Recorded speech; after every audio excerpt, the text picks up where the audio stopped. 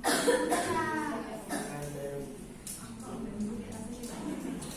ya, sudah ulangannya ke meja depan ini.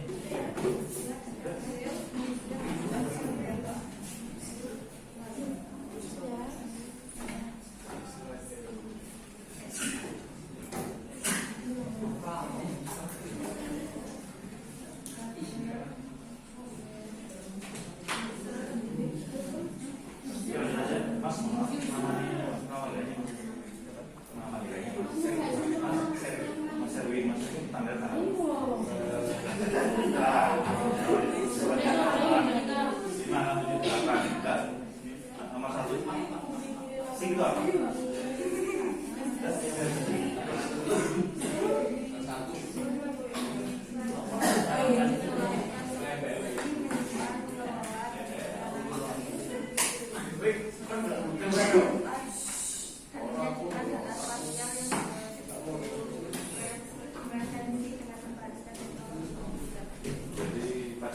Perangkat untuk pemetaan berbasis komputer yang bergeoreferensi. Pertanyaan saya, ada yang tahu georeferensi itu apa? Informasi-informasi yang didapatkan dari penampakan itu. Oke, itu paling mudah untuk diterjemahkan seperti itu ya. Jadi informasi yang memiliki hal-hal yang menyangkut dari fenomena geosfer itu. Fenomena geosfer lebih luas lagi atau paling gampang ya penampakan geografi. Oke, nomor 2, Mbak Gita nomor kemarin tanggal 31. Oke, bulan 3, 1, 2, 3. Nomor 2, komponen GS itu apa aja? 1, 2, 3. 3 deh. 2, 3. Komponen GS itu apa aja? Data. Harus web, terus manusia dan ada tahu? Ada data, hardware, software, ada? Jadi ada 5 ya? 5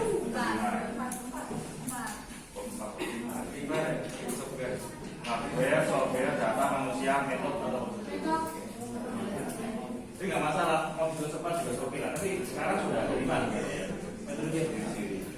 Oke, terus ini bahannya Mbak Zara. Mana ya? 9, 1, 2, 3, 4, 5, 6, 7, 8, 9. Nomor 3, kegunaan SIM itu apa sih?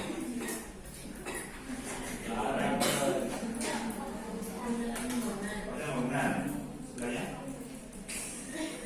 Apa lagi? Bangunan yang kan? SIM itu berapa jadi?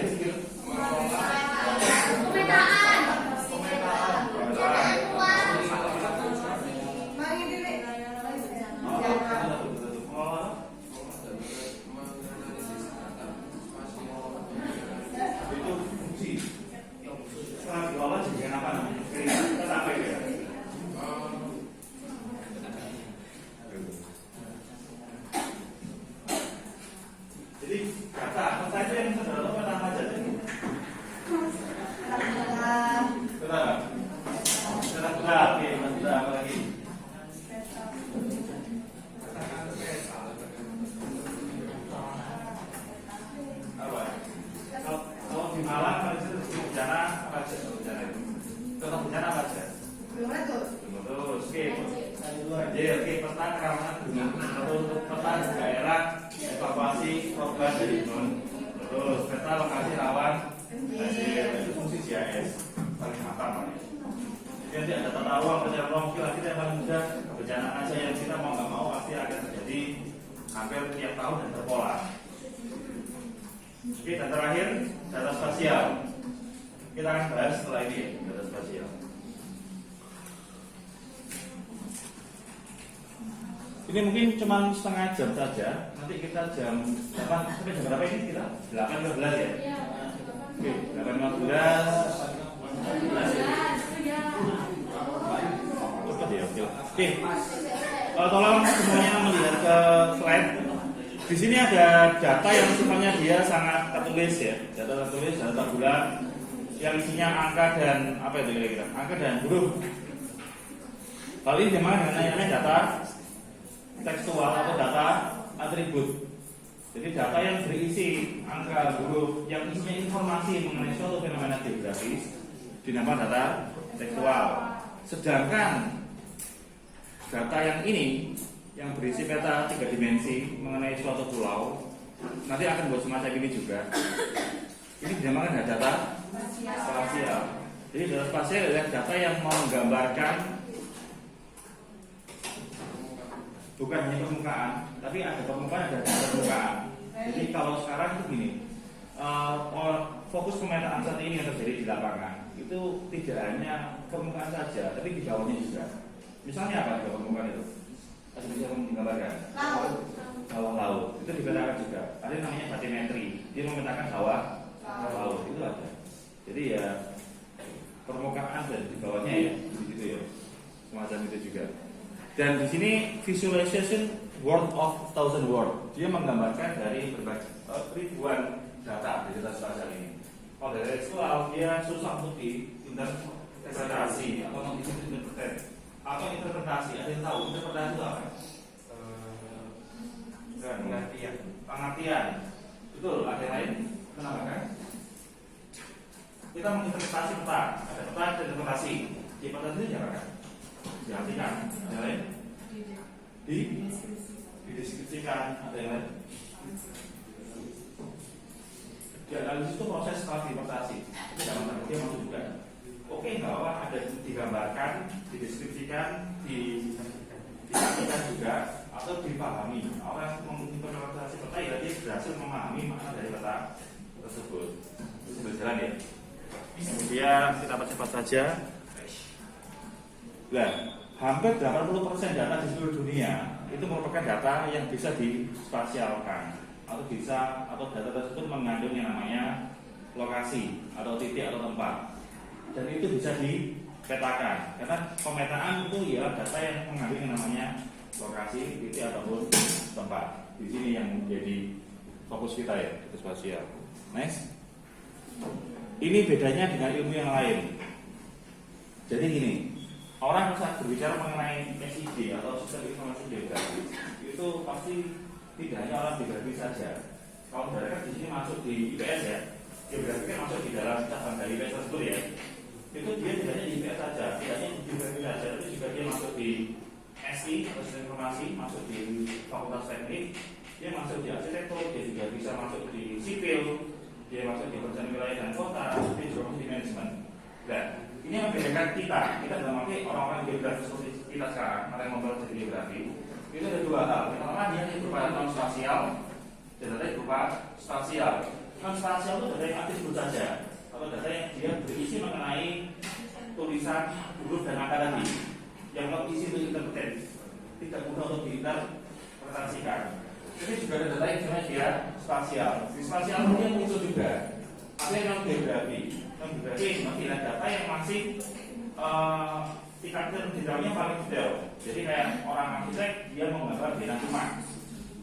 Yang dipahami hanya benang rumahnya tersebut, tapi tidak memahami lingkungan di sekitarnya. Kalau orang geografi dia melihat fenomena dari skala yang makro itu tahu ya, lebih luas. Jadi kalau orang arsitek dia lebih mikro, dia lebih sempit, hanya satu ruangan saja misalnya. Tapi kalau geografi dia luas, satu ruangan ini pengaruh ke ruangan yang lain. Di ruangan ini ada manusianya enggak dan seterusnya. Itu lebih mendalam kalau orang geografi. Kalau orang geografi menggunakan CAD atau orang biasa menggunakan tahu program AutoCAD di sini. Ada yang pernah tahu AutoCAD? Ya itu belajar nanti kita saudara tahu sendirinya ya. Kemudian ada SIG, ada yang lebih dari sekarang. Dan di sini ini banyak sekali sudah digambarkan. Yang pertama berupa liputan lahan atau luasan lahan, ada lagi penduduk, kemudian sosial ekonomi dan sebagainya. Oke, ini masih kurang 10 menit untuk kita lapangan. Lanjut ya.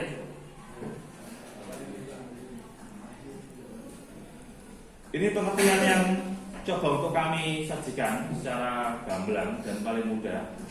Jadi menurut Pak Prayitno di situ, SIG ialah informasi yang dia ada 5 fungsi. Pertama ialah memasukkan data, menyimpan, mengambil kembali, mengolah dan menghasilkan. Karena mengolah atau menganalisis itu hampir sama.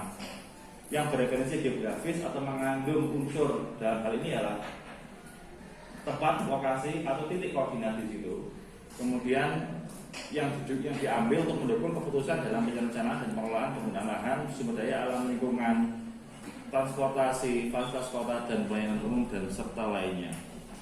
Dan yang saya pakai sampai saat ini, yang kami pakai ya, kami di pendidikan geografi, kita pakai nomor 2 ini yang paling sering dari Esri. Esri ialah salah satu perusahaan dari Amerika Serikat yang mengembangkan mengenai software pemetaan berupa ArcGIS. Nanti saudara akan tahu dari sini lah. Ini juga SIG, jadi kumpulan yang tadi kata tadi siapa? Yang mana tadi?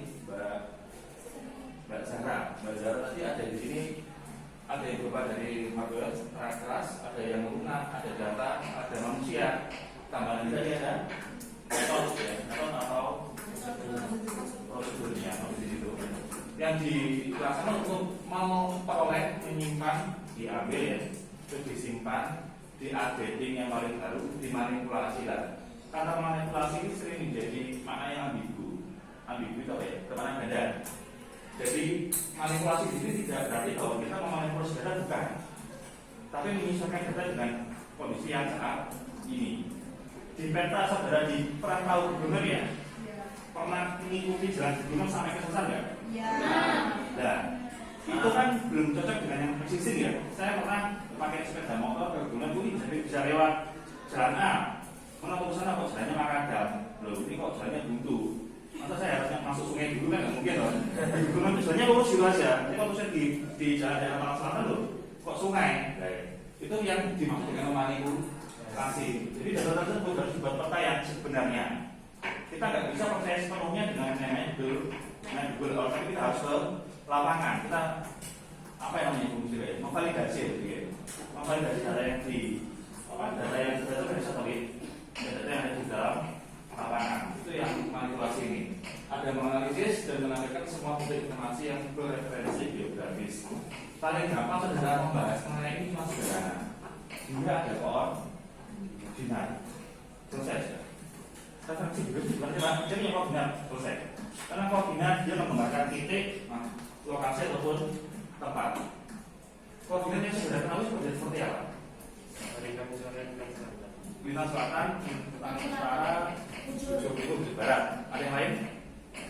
Itu ya, itu salah satu yang masih dalam hal ini yang masih bisa dikembangkan lagi, Cuman untuk bintang selatan, utara, timur, barat kita harus tahu dulu itu dengan referensi geografis. Paling sama seperti itu aja. Oke ya, kurang sulit. Ini yang terjadi, ini kayak semacam siklus sebenarnya. Jadi ada fenomena geografis, direpresentasikan dengan komputer, divisualisasi digambarkan, dan ada aplikasi komputer yang dia membuat real world atau dunia nyata menjadi yang namanya dunia simulasi. Simulasi seperti ini. Ada yang rumahnya daerah Saujajar, atau rumah yang di daerah Mergan, nggak ada ya? Ada yang buring. Ada buring.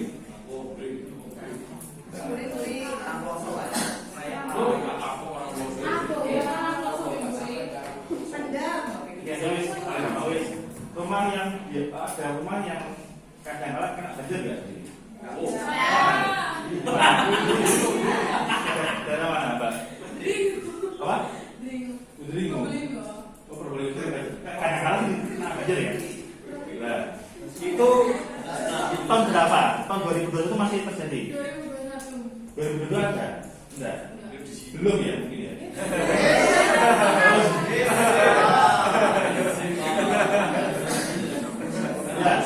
Kayak gini misalnya, kalian banyak kerja.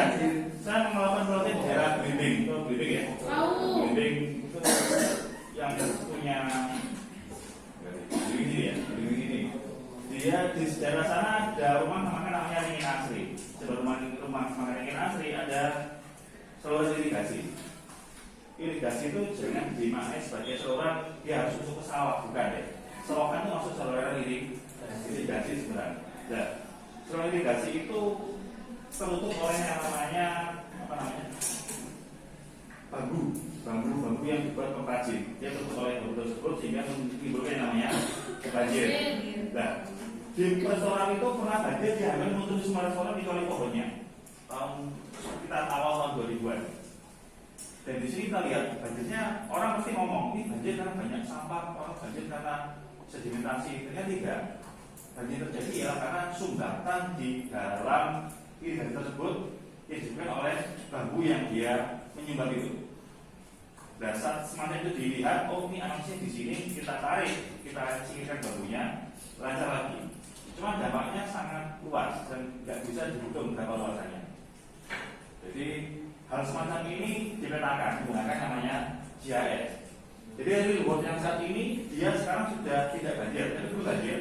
Dipetakan bagaimana simulasinya atau buffering atau luasannya seperti jauh apa. Ternyata waktu kita lihat tidak hanya di dalam restoran tersebut, tapi hampir mencakup kurang lebih 200 meter di sekitar restoran itu sudah terkena dampak banjir. Itu masuk di simulasi Word. Itu kalau kita biarkan kalau saya, cuma saat terjadi dia hanya di restoran tersebut kita tarik sudah tidak terjadi. Tapi kalau dibiarkan dalam jangka waktu tertentu dengan kondisi debit air yang semakin bertambah dan ada tutupan berupa bambu yang menutupi selokan tersebut, kecentalan banjir yang lebih luas. Kita simulasikan semacam itu. Kalau ya, itu nggak ada di dunia, tapi kita jadi mensimulasikannya. Misalnya gini, aliran lahar Merapi kemarin kita menjadi suatu tim ya di daerah Jogja. Itu arahnya namanya lahar panasnya itu kemana saja? Itu kita simulasikan juga di sini misalnya. Sini sudah lihat. Ini ya. Ini sudah dari langsung nanti kita biar langsung praktek lapangan. Nah, semacam ini. Ini Merapi ya. Dia meletus di dasar ya, di bujal ya, bujal. Terus sekali. Dia meletus dan warna merah ialah warna cakupan paling besar daerah yang terkena oleh dampak yang namanya aliran lahar. Aliran lahar. Yang warna buffering warna oranye, dia daerah yang sedikit terkena dan yang paling jauh kayak berwarna apa namanya? Itu warna ya, keren ya. Kan dia aliran laharnya yang dia mengalir ke sekitar wilayah kanan kiri sungai. Warna biru ialah menjaga warna sungai. Ini adalah data yang lebih bersifat data yang mensimulasikan data yang ada di dalam dunia nyata. Real world, SIG masuk di situ. SIG itu sistem geografis, terbentuklah peta semacam ini, data simulasi. Pertanyaan saya, kalau sudah ada peta semacam ini, informasi apa yang bisa saudara ambil? Ada daerah yang terkena dampak paling besar, ada yang terkena. Oke, ada yang terkena dampak di sini ya. Di sini ini kawasan rawan bencana 1, kawasan rawan bencana 2, kawasan rawan bencana 3. Yang paling besar yang mana 3? Betul. 3, ini 2, ini 1. Oke, informasi masih sudah tahu daerah mana yang bencana besar, sedang sama rendah. Sudah tahu, terus kemudian mau diapakan? Mau dimitigasi. Dimitigasi diapakan? Dicegah, dibuat proses pencegahan. Proses penanggulangan atau pencegahan. Oke. Kalau sudah tahu semacam ini nanti terjadinya daerah yang sekitar ini yang berwarna hijau. Ini wilayah tempat di mana lokasi ini loh hijau ya. Di mana lokasi pengungsiannya atau posnya. Jadi artinya orang rumahnya sekitar warna merah ini, dia mau nggak mau dia harus ke lokasi berwarna hijau. Coba ini ada di sini ya, ini masih dekat dengan daerah puncak. Ada yang tahu Bangker ya? Bangker ya? Di mana ada Bangker itu semacam itu. Bangker itu unik karena dia awalnya menjadi daerah evakuasi. Ternyata saat terjadinya lahar semacam ini tidak dihitung, sehingga dihitungnya itu gini. Terjadinya letusan ya, itu kan susah diprediksi kemana arahnya ya.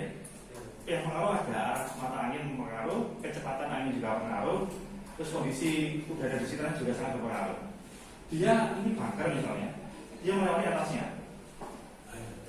Jadi awalnya dikondisikan itu daerah evakuasi, ternyata malah semacam kompor di dalamnya gitu. Dan manusia di dalamnya ya ada airnya. Jadi panas gitu, panas kena aliran laharnya. Padahal daerah tersebut itu kita daerah kanan kirinya sungai loh hitungannya. Jadi volume yang keluar dari dalam Gunung Merapi sangat besar. Besar sekali, manusia sendiri nggak bisa memperhitungkan itu. Hanya diperhitungkan ini bagaimana cara evakuasinya. Setelah itu terjadi muncullah kata ini. Ini orang mana yang bisa orang geografi. Mempelajari mengenai sistem informasi geografis. Saya dan berfungsi ke salah satu dosen di Unikana. Kita pelajari mengenai hal semacam ini. Iya, kalau gambar-gambar ini seru ya. Nah, setelah tahu ini daerah pengungsian, otomatis ke depannya wilayah berwarna merah ini dia tidak boleh difungsikan untuk wilayah pemukiman. Kalau dia berpemukiman di sana, ya sudah pada akhirnya. Dan jangan harap adanya bencana ini dia membangun tidak, dia membangun. Kata Pak Toto, Ketua Badan Biologi zaman saat terjadinya Meletus ini mengibarkan bahwa bencana ialah dia membangun. Membangun apa? Yang tahu. Jadi orang lihat pasti banyak korban. Beliau enggak. Beliau saat menjadi Badan Geologi ya, beliau menjadi geologi melihat semacam ini, beliau melihat bahwa bumi sedang membangun. Agak unik ya. Ini di luar alam sebenarnya ya. Ya betul. Saat terjadinya erupsi, wilayah sekitarnya ini itu ya wilayah memiliki pasir yang kualitas pasir yang paling bagus di Jawa Tengah. Itu mana dari lereng Merapi kayak Semeru Meletus Del, wilayah sekitar Lumajang, Probolinggo, kemudian masuk di Malang sini, itu yang ada aliran erupsinya, itu kualitas pasirnya yang paling bagus, itu membangunnya. Jadi selalu kita berhusnuzon, kita harus berbaik sangka terhadap proses yang ada di dalam fenomena di muka bumi. Kita berbaik sangka saja. Oke, kamu mana dulu ya? Ini nanti hasil akhir dari orang geograf yang diperoleh dari namanya GIS. Berhubung tadi kita kurang setengah jam, kan 15 ya. Kita coba untuk praktek di lapangan menggunakan yang namanya kompas. Bentar. Pak, buat apa sih kompas dulu ya? Saya dulu ya, kita buka ya. Baru. Ini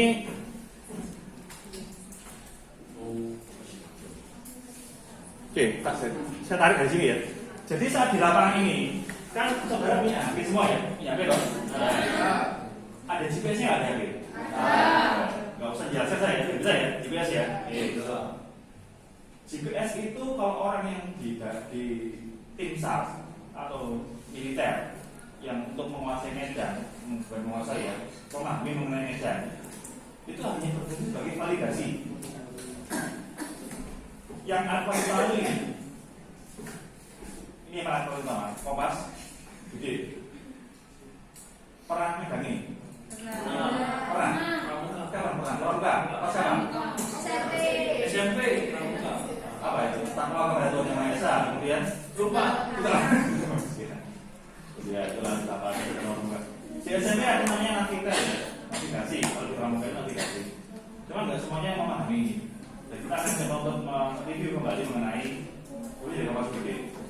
Iya, saya sedang di medan semacam ini. Kemudian kondisi awannya itu kalau Gunung Merapi atau Gunung Meletus itu kondisi awan pasti gelap atau mendung. Mengapa kok mendung? Karena satu-satunya pengaruh dari piroplastik yang keluar dari puncaknya ini yang meletus itu. Nah, kalau awan mendung saudara pakai GPS nggak bisa. Kenapa nggak bisa? Sinyal yang dipancarkan ke satelit kemudian mengarah ke HP yang GPS saudara pasti akan terganggu, terhambat. Ini yang penting. Akhirnya. Oke ya. Jadi GPS ada sendiri lah. Cuman kalau di lapangan kan dia kena banyak sekali faktor yang membuat dia nggak bisa maksimal. Pertama ada noise, ada gangguan di atasnya. Saya itu di bawah pohon, bawah gedung ini ya. Atau ada langit yang awalnya itu mendung karena pengaruh gunung Merapi atau gunung Meletus. Itu nggak akan bisa kena dengan maksimal sinyalnya. Itu satu. Yang kedua baterai. Tahu ya? Kalau ini ya nggak pakai baterai. Ini bisa saudara pakai kapanpun dimanapun dan nggak perlu dicat kecuali kalau mau diganti baru bisa dia. Itu aja. Dan di sini kalau di dalam medan itu kita menggunakan yang namanya kompas gede, bunyinya ini dia. Ini ya kompas gede atau disebut juga dengan menjadi kompas prisma. Merupakan kompas yang berfungsi membidik ini ya, arah derajat sebuah benang alam dalam medan dalam peta. Tetap kita butuh peta dasar. Kalau nggak ada pakai itu sudah cukup sebenarnya. Tiga hal ini yang menjadi inti cara dan menggunakan kompas gede.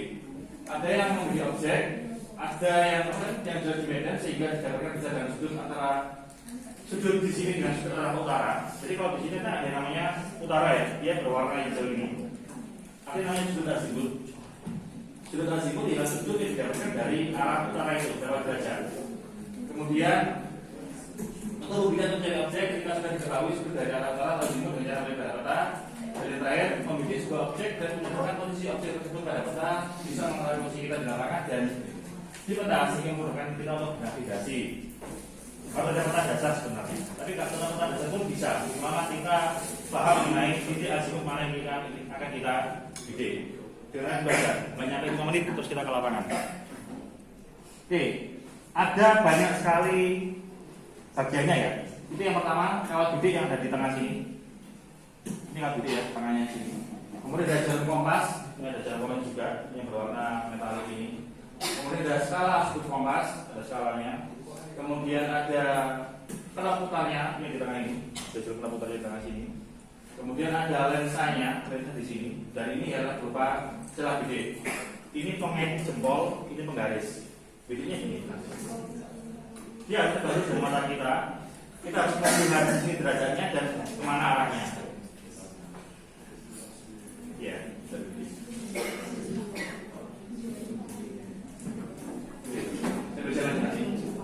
oke, terus ini tata caranya.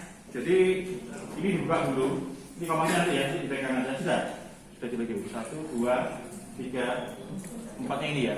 4-nya ini berjalan. Dipegang saja, kalau nggak mau biasa. Jadi pertama dibuka tutup kompasnya dulu. Kemudian posisikan tutupnya hingga tegak lurus. Jadi bagiannya semacam ini. Jempolnya dimasukkan di dalam selip, di dalam itu lah. Oke ya, oke. Jempolnya dimasukkan di dalam besinya. Ini ada besi. Ya, sekarang ada besi. Masukkan aja lah. Kemudian telunjuk sejajar dengan memegang penutup yang tegak. Jari-jari memegang tusuk kompas. Sejajar ya. Jadi ini dan tunjuknya itu sama dengan posisi ini kompasnya ya. Tak gini loh dia. Ini jempolnya masuk ke dalam apa namanya besinya itu. Jari-jari yang lain megang tutup kompasnya ini, menyesuaikan saja. Kemudian lurus ke depan ya pasti ya, kalau sampai nggak mungkin. Kompasnya digerak ke depan mata, ini mepet gini. Kalau kayak gini ya nggak akan kelihatan juga, harus mepet ke mata, depan mata. Kemudian untuk menjadi tanda titik yang jadi patokan dalam membidik benda jauh tapi jelas terlihat dan tidak terhalang, sehingga angkanya bisa dapat pada kompas. Usahakan di ruang yang terbuka.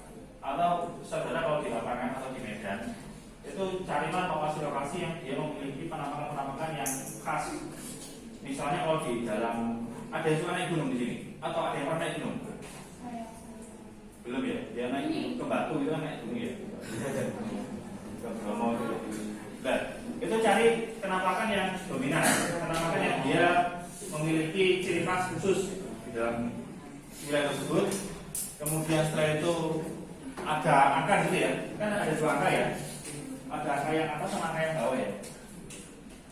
Ya, yang dilihat yang bawah, yang dilihat itu derajat. Kalau misalnya di 40 maka disebut azimut 40 dan seterusnya. Oke, sampai ruang bikin les ya. Ini semacam ini nanti. Oke, lihat dulu ini penting untuk bisa digunakan kompas. Kita di sini, kita bidik ke sana, stres, keluar angka 170. Itu di nomor kan ada dua angka ya, angka yang atas sama angka yang bawah. Nanti sambil semuanya sama-sama belajar bareng. Nah, terus misalnya kita ke sana menunjukkan angka 225 derajat. Azimut ialah arah titik yang satu dengan titik berikutnya membentuk sudut horizontal terhadap arah utara dihitung dari 0 derajat secara jarum jam. Paham sampai sini? Susah lah, tidak paham nggak saya. Nah, ini tak tahu ini dia. Ini kan gini ya, arah jarum jam kan dia ke kanan, oke ya, gitu ya. Kalau kiri dia memutar kiblat ya, kalau kiri. Dia ke kanan, dan pas dia ke kanan di sini, itu ada derajat di bawahnya. Azimut ialah arah yang kita lihat di sini nanti. Ini kan kaca besarnya. Kita lihat di sini kan ya, jadi di sini sama sini. Ini diarahkan ke lokasi mana kita bidik. Di sini ada angkanya. Angka yang bawah itu kan puluhan. Itu menunjukkan arah azimut. Azimut ialah angka yang ditujukan dari derajat patokannya yang utara, yang arah panah ini. Intinya cuma sederhana. Saudara lihat di sini angkanya berapa? Itu azimut. Selesai ya. Oke. Jadi kalau saya bisa di sini saya lihat angka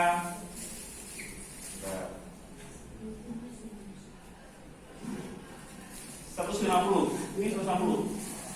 150 angkanya apa Pak? Maknanya 150? Ya 150 derajat dari arah utara maksudnya. Azimut ialah berapa derajat dari arah utara. Selesai. Saya dari sana 150. Ini 150 derajat dari arah utara. Paham ya? Itu ada simbol. Makanya saya salah tapi di sini. Jempolnya dimasukkan. Ini kayak megang pistol. Kita ya. Jadi kalau pistol kan dia ada kayak gini ya. Kalau ada yang main PUBG nggak ini? PUBG atau ada main kan gini. Dia harus lurus di sini. Biar dia nggak sembarangan. Ini lurus. Ini lurus. Jempolnya ini lurus. Kayak megang pistol itu kalau mainan. Jempolnya masuk di sini. Jempolnya masuk di strap. Dia didekatkan ke mata. Berapa derajat lihat ke arahnya sama lihat derajatnya. Oke ya. Kayak semuanya kayak pistol-pistolan dulu. Iya. Pak mau gini ya, silakan tapi nggak bisa aja. Oke lanjut. Nah, azimut itu arahnya ini azimut ya. Kita ke sana 170.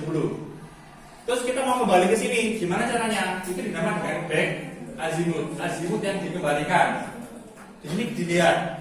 Back azimut ialah penentuan titik kembali dari arah azimut dengan ketentuan apabila sudut yang diperoleh kurang dari 180 maka ditambahkan 180. Tapi kalau sudutnya lebih dari 80, 180 maka dikurangi 180. Pertanyaan saya, kenapa kok 180? Apa? Ya, lu saya 360 ya. Kan 360 itu kita kan kembali lagi ya dari awal ya. Ini kalau 180 berjalan kita garis dulu sini. Itu yang dihitung. Kalau dia lebih dari 180, maka dia dikurangi 180, dia tahu derajatnya.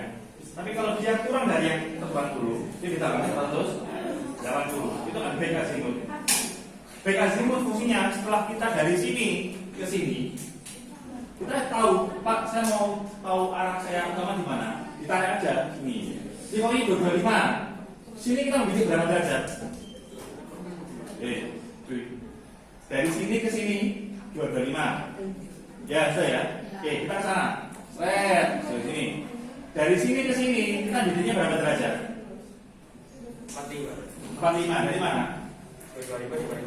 Oke, paham saya.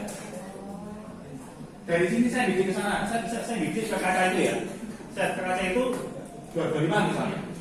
Terus saya sekarang di kaca itu, saya mau membidik ke arah saya sekarang. Kalau 225 jadi dikurangi 180 jadi 45. Gampang ya, sederhana. Yang kedua, saya dari sini ke arah mana ini ya? Ke arah piala itu misalnya, saya ke arah piala itu 170. Kemudian dari piala itu saya ke sini berapa? 10. Nah, dari 50. Paham ya? Ada di situ. Mentoknya 360. Kalau 360 kan otomatis kembali dari awal lagi loh. Jadi kalau kita nembak ke sana itu kalau kurang dari 80, kembalinya itu pasti akan ditambah 90. Kalau lebih dari 90, kembalinya ditambah 180. Kayak gitu. Biar paham, kita coba untuk lapangan sekarang sampai 8.15. Itu ya. Sebentar.